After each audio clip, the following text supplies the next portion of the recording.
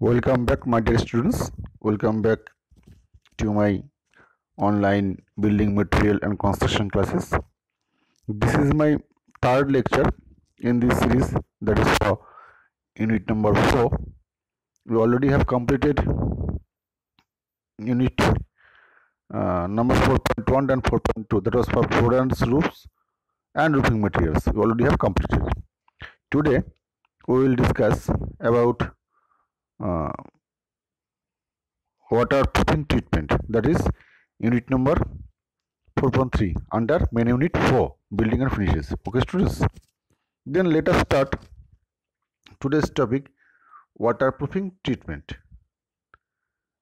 Now first of all we have to know what is the importance of waterproofing treatment. এটা কেন প্রয়োজনীয়, এটা আমরা গুরুত্ব কি আছে, ওয়াটারপ্রুফিং ট্রিটমেন্ট কেন করব, নেসেসিটি পড়ব এবং তার ইম্পর্টেন্স পড়ব। ওকে, তাহলে ইম্পর্টেন্সটা এটাই, resistance of construction to the leakage of water is known as waterproofing. মানে যদি কোনো লিকেজ থাকে সেই লিকেজটা আমরা রেজিস্ট করছি বা সাম ওয়েগুলো কী কী পরে আমরা আলোচনায় আসছি। তাহলে resistance of construction to the leakage of water is known as waterproofing, right? And the basic requirements for all buildings at that the structure should remain dry as far as possible. মানে স্ট্রাকচারটা সবসময়ের জন্য শুকনো থাকবে। স্ট্রাকচারটা সবসময় যদি moist থাকে তাহলে কিন্তু স্ট্রাকচারে প্রবলেম আসতে পারে, নানা রকম সমস্যা হতে পারে। ওকে, hence in order to prevent the entry and exit of water from construction, waterproofing treatment is necessary. And the method of giving the treatment to a surface structure so as to avoid the passage of water under hydrostatic pressure is called waterproofing. Okay, waterproofing treatment is mainly given to the areas like bathrooms, toilets and terrace, it is so as to prevent the leakage of water. মানে যেসব জায়গাগুলোতে normally জলের direct কন্ট্যাক্টে আসে সেই সব জায়গাগুলোতেই কিন্তু বিল্ডিংয়ের আমরা ওয়াটারপ্রুফিং ট্রিটমেন্ট করে থাকি। ওকে, যেমন বাথরুম হতে পারে, ওপেন টেরাস হতে পারে, টয়লেট হতে পারে, এইগুলো জায়গাতে আমরা নর্মালি ওয়াটারপ্রুফিং ট্রিটমেন্ট করে থাকি। Now what is the necessity of waterproofing? Actually waterproofing prevents the entry of water into the structure. স্ট্রাকচারের মধ্যে জল আসাটাকে বন্ধ করে হচ্ছে ওয়াটারপ্রুফিং, অ্যান্ড লিকেজ ঠেকায় ওয়াটারপ্রুফিং। স্ট্রাকচারকে ড্রাই রাখে, অ্যান্ড মানুষকে বসবাস করার জন্য সেফ রাখে এবং মানুষকে থাকতে সাহায্য করে।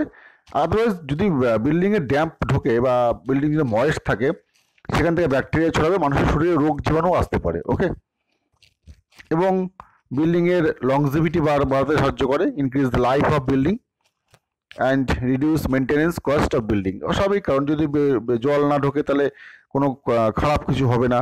জল ঢুকলে অনেক রকম সমস্যা, মানে যারা প্লাস্টার খসে পড়তে পারে, আর কালার উঠে যেতে পারে, ফ্লোর থেকে সিমেন্টগুলো সরে যেতে পারে, টাইলস লাগানো যে থাকে সে টাইলসগুলো ভিতর থেকে ভয়েড হয়ে যেতে পারে, নানা রকম সমস্যা হতে পারে যদি ঘরে জল ঢোকে। ওকে, নেক্সট ওয়াটারপ্রুফিং মেটেরিয়ালস। তাহলে এতক্ষণ আমরা পড়লাম ওয়াটারপ্রুফিং, এবং এখন আমরা জানবো ওয়াটারপ্রুফিং মেটেরিয়ালগুলো কী কী আছে।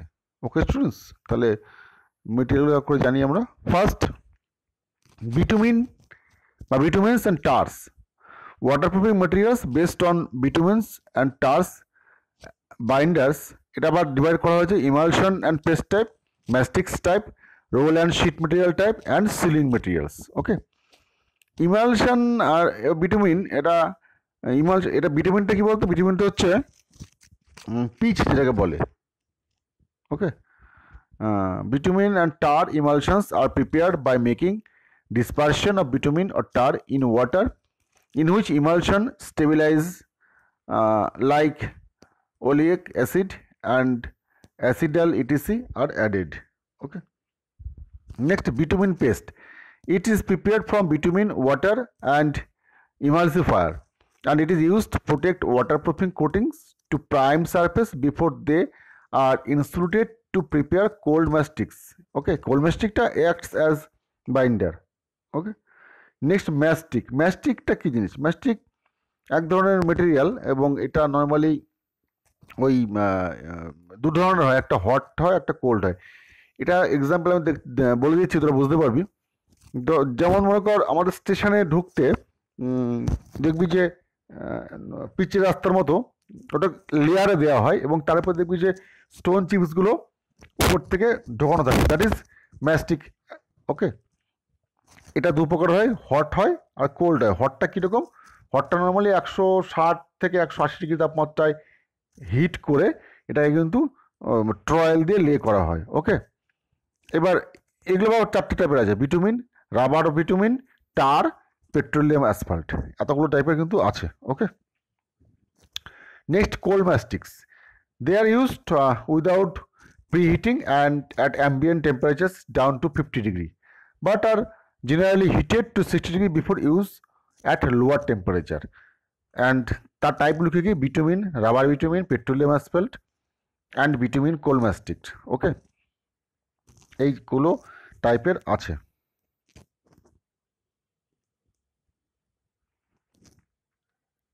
Okay, next sealing material. Next হচ্ছে sealing material.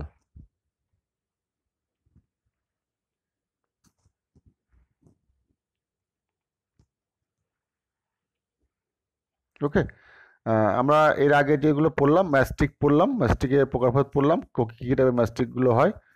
And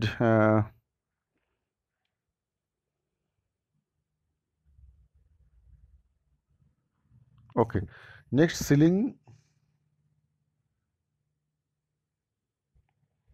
ceiling material. Okay, normally ceiling materials are used for filling exterior joints between elements of prefabricated structures of buildings and insulations. বুঝা গেল? Ceiling material মানে হচ্ছে মানে কোনো joint, exterior joint হতে পারে যেগুলো আগে থেকে স্ট্রাকচার তৈরি করা হয়েছে, তার মধ্যে মেটেরিয়ালটা ঢুকিয়ে দিয়ে সিল করে দেওয়া। Okay, they are used as elastic liners and ceiling mastics. And elastic liners is prepared by vulcanizing gas filled rubber. Okay, and next prefabricated waterproofing concrete items, এগুলো নর্মালি আমাদের চারিদিকে করা হয় না, আর হতে পারে ওয়াটারপ্রুফিং অ্যাসফাল্ট স্ল্যাবস, আর হতে পারে পেইন্টস অ্যান্ড ভার্নিশেস। পেইন্টস ভার্নিশেস দিয়ে ওয়াটারপ্রুফিং করা হয়। অনেক ক্ষেত্রে দেখবি এটাকে হিট রিডিউস করার জন্য অনেকে পেইন্ট করে থাকে ছাদে, হোয়াইট কালার যে পেইন্ট ওই হিটটাকে রিফ্লেক্ট করে দেয় পেইন্ট করে। আর অনেক সময় পেইন্ট থেকে ওয়াটারপ্রুফিং ট্রিটমেন্টেরও কাজ করে স্ল্যাবে, রুফে। ওকে, নেক্সট কেমিক্যাল ওয়াটারপ্রুফিং কংক্রিটে করা হয়, সেটা পোর ফিলিং হতে পারে, ইনঅ্যাক্টিভ পোর ফিলিং হতে পারে, ওয়াটার রিপেলস হতে পারে। ওকে, এগুলো হচ্ছে টাইপ। নেক্সট ওয়াটারপ্রুফিংয়ের আমরা মেন যে বিষয়বস্তু ড্যাম্প প্রুফ কোর্স বা ডিপিসি, এটা সকলে আমরা জানি, we already have studied earlier in our probably first or second unit. Okay, now damp proof course বা DPC, it is commonly known as DPC, damp proof course. Damp proof course is a barrier through the structure designed to prevent moisture rising by capillary actions. This is called rising damp. মানে একটা building, mainly দেখ বিল্ডিংয়ের গ্রাউন্ডে বা যে জলটা ঢোকে সেটা কিন্তু মেইনলি কিন্তু গ্রাউন্ড লেভেল থেকেই ঢোকে, মানে মাটির তলা থেকেই আসে ক্যাপিলারি অ্যাকশনে। ওকে, তাহলে ওই ড্যামটাকে ঠেকানোর জন্য কিন্তু আমাদের বিল্ডিংয়ের ড্যাম্প প্রুফ কোর্সটা বা ডিপিসি করাটা অত্যন্ত জরুরি। Rising damp is the effect of water rising from the ground into the structure or building. Next DPC maybe horizontal বা ভার্টিক্যাল, মানে এটা হরাইজেন্টাল হতে পারে, ভার্টিক্যালও আমরা দিতে পারি। Okay, and damp proofing is in construction is a type of moisture control applied to building walls and floors to prevent moisture from passing into the interior spaces. And the DPC layer is usually laid below all machinery walls. মানে আমরা যে machinery ওয়াল construction করি বিল্ডিংয়ের ক্ষেত্রে, তাহলে সেই machinery ওয়াল যেখান থেকে শুরু হচ্ছে ঠিক তার নিচেই কিন্তু ডিপিসি আমরা দিই।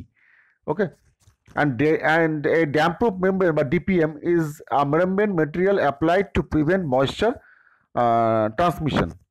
ওটা কিন্তু মেমব্রেন যদি এটা থাকে আমাদের ড্যাম্প প্রুফ মেমব্রেন, সেটাও কিন্তু আমরা অনেক সময় দিয়ে থাকি। ডিপিসি নর্মালি কী হয়, আমরা কোর্স সেগ্রিগেট মানে ছোটো স্টোন চিপস দিয়ে সিমেন্ট বালি মিশিয়ে ওটাকে আমরা 25 থেকে 40 mm এর মধ্যে ঠিক করে লাগাই।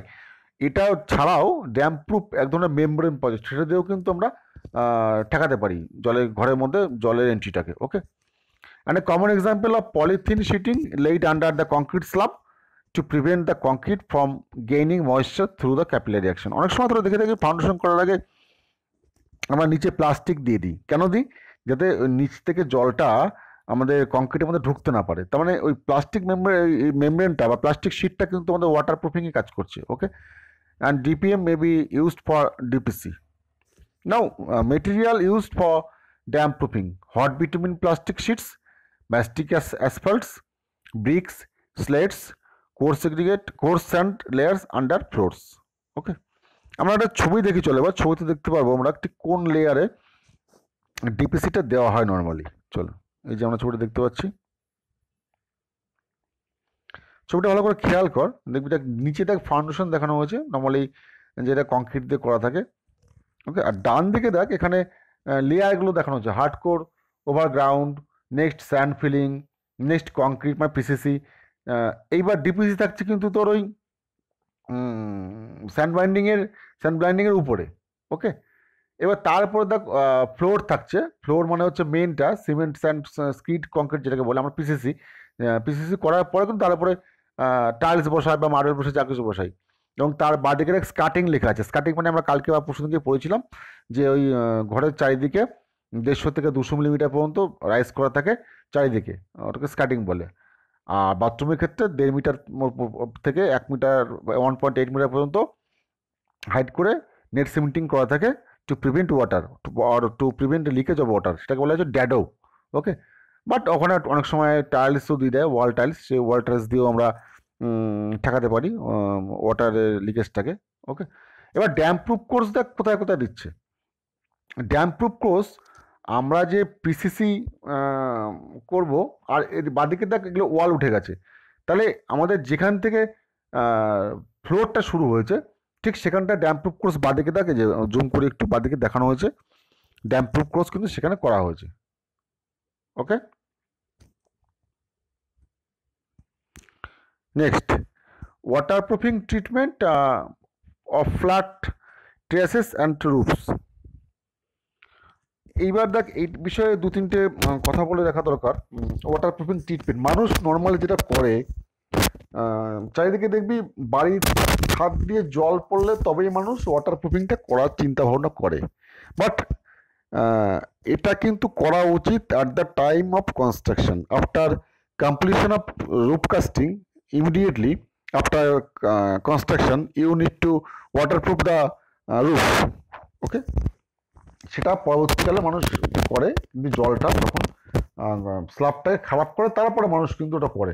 নর্মালি কিন্তু স্ল্যাবটাকে রক্ষা করার জন্য বা রুফটাকে রক্ষা করার জন্য আমাদের উপরে কিন্তু ওয়াটারপ্রুফিং ট্রিটমেন্ট করে দেওয়া উচিত ইমিডিয়েটলি। এবার ওয়াটারপ্রুফিং ট্রিটমেন্ট বিভিন্নভাবে করা যায়। এখন কমনলি যেটা পরিচিত, এবার ডিপেন্ড করে সেটা অবশ্যই ফিনান্সিয়াল দিক থেকে কোনটি ইকোনমিক্যাল হবে সেটা একটা বিরাট ফ্যাক্টর। নর্মালি দেখ, নর্মালি যে ছাদটা কাস্টিং হয়ে গেল সেই ছাদের উপরে একটা কোটিং করতে হয়, কেমিক্যাল কোটিং বা কেমিক্যাল ট্রিটমেন্ট। আমি ব্র্যান্ড নেমই বলে দিচ্ছি, সিকামেন্ট। সিকার ল্যাটেক্স পাওয়ার বাজারে কিনতে পাওয়া যায়। সিকার ল্যাটেক্স পাওয়া হচ্ছে 1:7:4 1:4:7 এই রেশিওতে, মানে 1 ভাগ আমি নেব হচ্ছে তোর সিকা, আর 7 ভাগ নেব সিমেন্ট, 4 ভাগ নেব জল। এই রেশিওতে নিয়ে ওটাকে আমি ভালো করে ডাইলিউট করে নিয়ে ব্রাশ দিয়ে আমরা কিন্তু একটা কোট আগে করে নেব।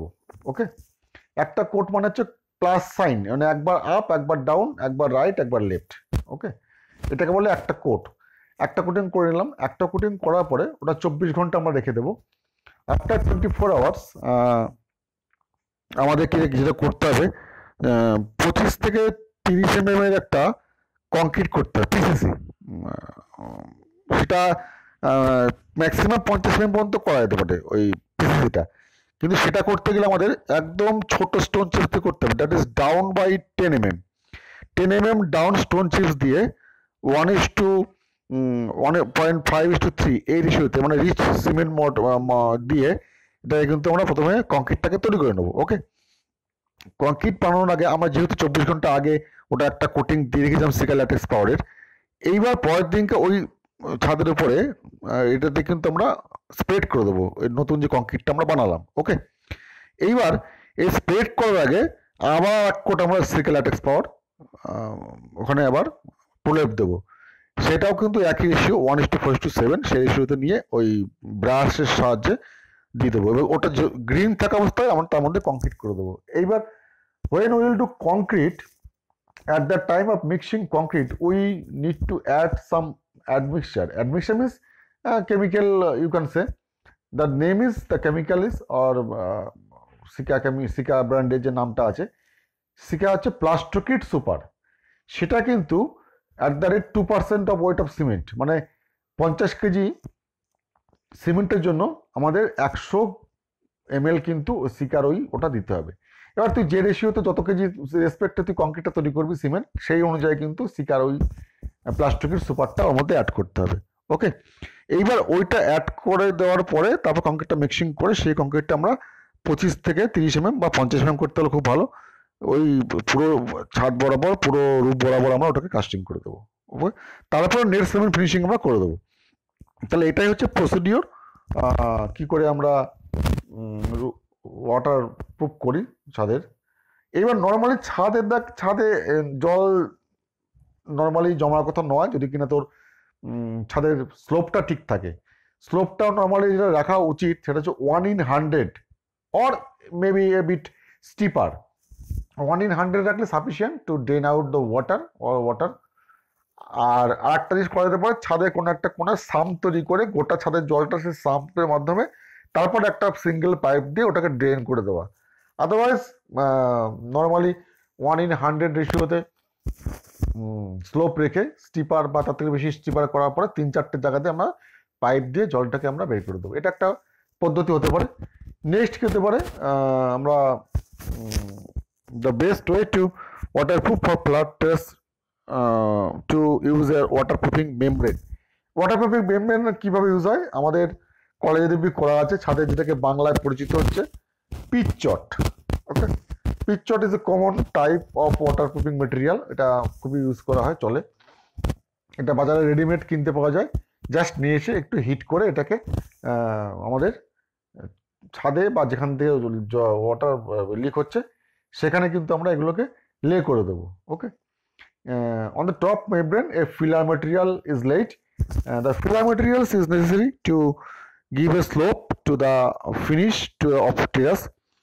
This slope runs towards the drainage outlets, মানে স্লোপটা কিন্তু যে আমাদের ড্রেনের পাইপ থাকে, রেন ওয়াটার পাইপ থাকে RWP, সেই স্লোপটা ওই রেন ওয়াটার পাইপে গিয়ে শেষ হচ্ছে।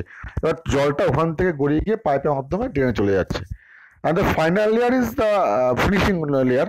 This may be tile or stones or any material that can withstand outdoor conditions.